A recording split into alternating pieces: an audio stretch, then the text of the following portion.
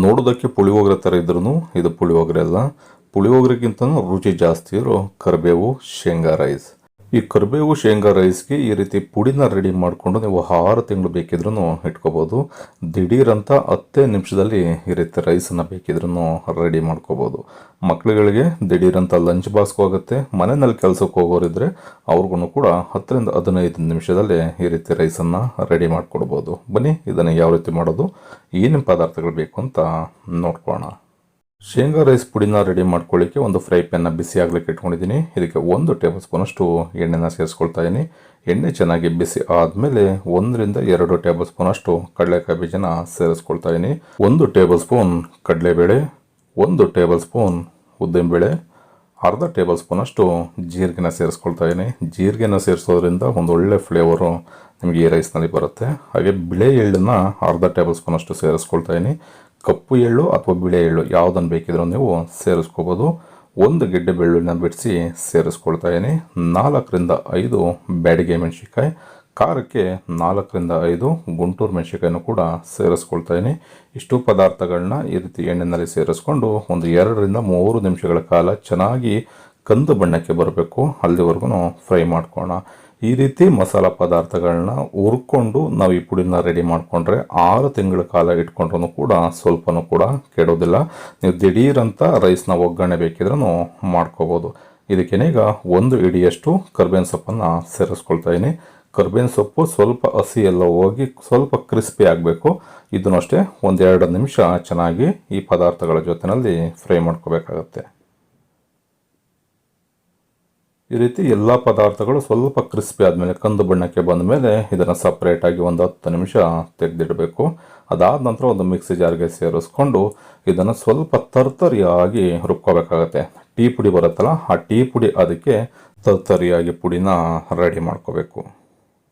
ನೋಡಿ, ಈ ರೀತಿ ಪುಡಿನ ರೆಡಿ ಮಾಡಿಕೊಂಡು ನೀವು ಒಂದು ಗ್ಲಾಸ್ ಕಂಟೈನರ್ಗೆ ಹಾಕ್ಕೊಂಡು ಇದನ್ನು ಬೇಕಿದ್ರೆ ಒಂದು 6 ತಿಂಗಳು ಸ್ಟೋರೇಜ್ ಮಾಡ್ಕೋಬೋದು. ಈಗ ನಾನು ಶೇಂಗಾ ರೈಸ್ನ ಮಾಡಲಿಕ್ಕೆ ಒಂದು ಕಡಾಯಿನ ಬಿಸಿ ಆಗಲಿಕ್ಕೆ ಇಟ್ಕೊಂಡಿದ್ದೀನಿ. ಇದಕ್ಕೆ ಒಂದು 3 ರಿಂದ 4 ಟೇಬಲ್ ಸ್ಪೂನಷ್ಟು ಎಣ್ಣೆನ ಸೇರಿಸ್ಕೊಳ್ಳೋಣ. ಎಣ್ಣೆ ಚೆನ್ನಾಗಿ ಬಿಸಿ ಆದಮೇಲೆ ಇದಕ್ಕೆ 2 ರಿಂದ 3 ಟೇಬಲ್ ಸ್ಪೂನಷ್ಟು ಕಡಲೆಕಾಯಿ ಬೀಜನ ಸೇರಿಸ್ಕೊಳ್ತಾ ಇದ್ದೀನಿ. ಕಡಲೆಕಾಯಿ ಬೀಜನ 1 ರಿಂದ 2 ನಿಮಿಷ ಈ ರೀತಿ ಮೀಡಿಯಮ್ ಊರಿನಲ್ಲಿ ಇಟ್ಕೊಂಡು ಚೆನ್ನಾಗಿ ಫ್ರೈ ಮಾಡ್ಕೊಂಡು ಇದನ್ನು ಸಪ್ರೇಟ್ ತೆಗೆದಿಟ್ಕೋಬೇಕಾಗತ್ತೆ. ಒಗ್ಗರಣೆ ಜೊತೆನಲ್ಲೇ ಬೇಕಿದ್ರೆ ನೀವು ಸೇರಿಸ್ಕೊಂಡು ಮಾಡ್ಕೋಬೋದು. ಏನಂದರೆ ರೈಸ್ ಜೊತೆ ಎಲ್ಲ ಬೆರೆತಾಗ ಸ್ವಲ್ಪ ನಾರಿನ ಥರ ಆಗ್ಬಿಡುತ್ತೆ. ಹಾಗಾಗಿ ಕೊನೆಯಲ್ಲಿ ಸೇರಿಸ್ಕೊಳ್ಳಿಕ್ಕೆ ಇದನ್ನು ಸಪ್ರೇಟಾಗಿ ಫ್ರೈ ಮಾಡಿಕೊಂಡು ನಾನು ಇದನ್ನು ತೆಗೆದಿಟ್ಕೊಳ್ತಾ ಇದ್ದೀನಿ. ಈಗ ಇದೇ ಎಣ್ಣೆಗೆ ಸ್ವಲ್ಪ ಒಗ್ಗರಣೆ ಪದಾರ್ಥಗಳನ್ನ ಸೇರಿಸ್ಕೊಳ್ಳೋಣ. 1 ಟೀ ಸ್ಪೂನಷ್ಟು ಸಾಸಿವೆನ ಸೇರಿಸ್ಕೊಳ್ತಾ ಇದ್ದೀನಿ.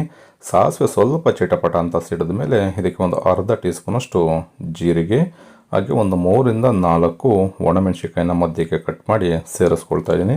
ಗುಂಡು ಮೆಣಸಿಕಾಯಿ ಇದ್ದರೆ ಅದನ್ನು ಬೇಕಿದ್ರೆ ಸೇರಿಸ್ಕೋಬೋದು. 1 ಟೇಬಲ್ ಸ್ಪೂನಷ್ಟು ಕಡಲೆಬೇಳೆ, 1 ಟೇಬಲ್ ಸ್ಪೂನಷ್ಟು ಉದ್ದಿನಬೇಳೆ, ಮತ್ತು ನಾನಿಲ್ಲಿ ಒಂದು ಅರ್ಧ ಟೀ ಸ್ಪೂನಷ್ಟು ಬಿಳೆ ಎಳ್ಳನ್ನು ಸೇರಿಸ್ಕೊಳ್ತಾ ಇದ್ದೀನಿ. ಈ ರೀತಿ ಎಳ್ಳನ್ನು ಸೇರಿಸೋದ್ರಿಂದ ಈ ರೈಸ್ಗೆ ಬಹಳ ರುಚಿ ಕೊಡುತ್ತೆ. ಸ್ವಲ್ಪ ಕರಿಬೇವಿನ ಸೊಪ್ಪನ್ನು ಸೇರಿಸ್ಕೊಳ್ತಾ ಇದ್ದೀನಿ.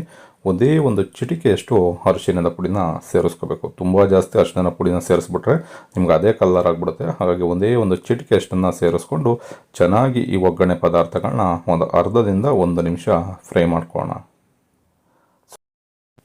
ಸ್ವಲ್ಪ ಈ ಪದಾರ್ಥಗಳೆಲ್ಲ ಎಣ್ಣೆಯಲ್ಲಿ ಫ್ರೈ ಆದಮೇಲೆ ಇದಕ್ಕೆ ಒಂದು 2 ರಿಂದ 3 ಟೇಬಲ್ ಸ್ಪೂನಷ್ಟು ಕೊಬ್ಬರಿ ತುರಿನ ಸೇರಿಸ್ಕೊಳ್ತಾ ಇದ್ದೀನಿ. ಕೊಬ್ಬರಿ ತುರಿ ಇಲ್ಲ ಅಂತ ಅಂದರೆ ನೀವು ಮಾಮೂಲಿ ತೆಂಗಿನಕಾಯಿ ತುರಿನೇ ಬೇಕಿದ್ರೆ ಸೇರಿಸ್ಕೋಬೋದು. ನಾನಿಲ್ಲಿ ಹುಳಿಗೆ ಒಂದು ಅರ್ಧ ನಿಂಬೆಹಣ್ಣು ಗಾತ್ರದ ಹುಣಸೆ ಹಣ್ಣನ್ನು ನೆನೆಲಿಕ್ಕೆ ಇಟ್ಕೊಂಡಿದ್ದೆ. ಅದನ್ನು ಚೆನ್ನಾಗಿ ನೆನೆದಾದ ನಂತರ ಆ ರಸನ ಹಿಂಡಿ ಸೇರಿಸ್ಕೊಳ್ತಾ ಇದ್ದೀನಿ. ರುಚಿಗೆ ತಕ್ಕಷ್ಟು ಉಪ್ಪು, ಹಾಗೆ ನಾವೇನು ಪುಡಿನ ರೆಡಿ ಮಾಡ್ಕೊಂಡ್ವಿ ಆ ಪುಡಿನ ನಾನಿಲ್ಲಿ 3 ಟೇಬಲ್ ಸ್ಪೂನಷ್ಟು ಸೇರಿಸ್ಕೊಳ್ತಾ ಇದ್ದೀನಿ. ಈ ರೀತಿ ಪುಡಿನ ಸೇರಿಸಿದ ತಕ್ಷಣವೇ ನೀವು ಸ್ಟವ್ನ ಲೋ ಫ್ಲೇಮ್ಗೆ ಇಟ್ಕೊಂಡು ಫ್ರೈ ಮಾಡ್ಕೋಬೇಕಾಗತ್ತೆ. ಏಕೆಂದರೆ ಇದಕ್ಕೆ ಶೇಂಗಾ ಬೀಜ, ಕಡಲೆಕಾಯಿ ಬೀಜನ ಸೇರಿಸಿ ನಾವು ಪುಡಿನ ಮಾಡ್ಕೊಂಡಿರೋದ್ರಿಂದ ಇದು ಎಣ್ಣೆಗೆ ಸೇರಿಸ್ತಿದ್ದಾಗೇ ಗಟ್ಟಿ ಆಗಿಬಿಡುತ್ತೆ. ಮಾಮೂಲಿ ನಿಮಗೆ ಪುಳಿಯೋಗರೆ ಆದರೆ ಸ್ವಲ್ಪ ಗೊಜ್ಜು ಟೈಪ್ ಬಂದಲ್ಲಿ ಬರುತ್ತೆ. ಇದು ಶೇಂಗಾನ ಸೇರಿಸಿರೋದ್ರಿಂದ ಈ ರೀತಿ ಗಟ್ಟಿ ಆಗಿಬಿಡುತ್ತೆ. ಆ ಒಗ್ಗರಣೆ ಜೊತೆಯಲ್ಲಿ 1 ರಿಂದ 2 ನಿಮಿಷ ಎಳೆಯ ಕಾನಲ್ಲಿ ಬೇಯಿಸ್ಕೊಂಡು ಅದಾದ ನಂತರ ನಾನಿಲ್ಲಿ ಒಂದು 2 ರಿಂದ 3 ಜನಕ್ಕೆ ಆಗುವಷ್ಟು ರೈಸನ್ನು ಉದುದ್ರಾಗಿ ಮಾಡಿ ಸೇರಿಸ್ಕೊಳ್ತಾ ಇದ್ದೀನಿ. ಫ್ರೈ ಮಾಡಿಟ್ಕೊಂಡಿರ್ತಕ್ಕಂಥ ಕಡಲೆಕಾಯಿ ಬೀಜ ಹಾಗೆ ಸ್ವಲ್ಪ ಕೊತ್ತಂಬರಿ ಸೊಪ್ಪನ್ನು ಸೇರಿಸ್ಕೊಂಡು ಎಳೆ ಕಾವ್ನಲ್ಲಿ 1-2 ನಿಮಿಷ ಚೆನ್ನಾಗಿ ಈ ರೈಸ್ ಜೊತೆನಲ್ಲೆಲ್ಲ ಈ ಶೇಂಗಾ ಮಸಾಲ ಬೆರಿಬೇಕು, ಅಲ್ಲಿವರೆಗೂ ಮಿಕ್ಸ್ ಮಾಡ್ಕೊಳ್ಳೋಣ. ನೋಡಿದ್ರಲ್ಲ ಸ್ನೇಹಿತರೆ, ಆರೋಗ್ಯಕರವಾಗಿರ್ತಕ್ಕಂಥ ಕರ್ಬೇವಿನ ಸೊಪ್ಪು ಹಾಗೆ ಶೇಂಗಾನ ಬಳಸ್ಕೊಂಡು ರೈಸ್ನ ಮಾಡೋದನ್ನು ತೋರಿಸಿದ್ದೀನಿ. ಈ ರೆಸಿಪಿ ನಿಮಗೆ ಇಷ್ಟ ಆಯಿತು ಅಂತ ಅನ್ಕೊಳ್ತೀನಿ. ಇಷ್ಟ ಆಗಿದ್ರೆ ನಮ್ಮ ಚಾನಲ್ನ ಸಬ್ಸ್ಕ್ರೈಬ್ ಮಾಡ್ಕೊಳ್ಳಿ. ಫೇಸ್ಬುಕ್ಕಲ್ಲಿ ನೋಡ್ತಾ ಇರ್ತಕ್ಕಂಥವ್ರು ನಮ್ಮ ಸವಿರುಚಿ ರೆಸಿಪಿ ಫೇಸ್ಬುಕ್ ಪೇಜ್ ಇದೆ, ಅದನ್ನು ಕೂಡ ಫಾಲೋ ಮಾಡಿ ಮರಿದೇನೆ. ನೀವು ಕೂಡ ಈ ರೆಸಿಪಿನ ಮನೆಯಲ್ಲಿ ಒಂದು ಸಲ ಟ್ರೈ ಮಾಡಿ ಹೇಗಿತ್ತು ಅಂತ ಕಮೆಂಟ್ ಮಾಡಿ ತಿಳಿಸಿ. Thank you.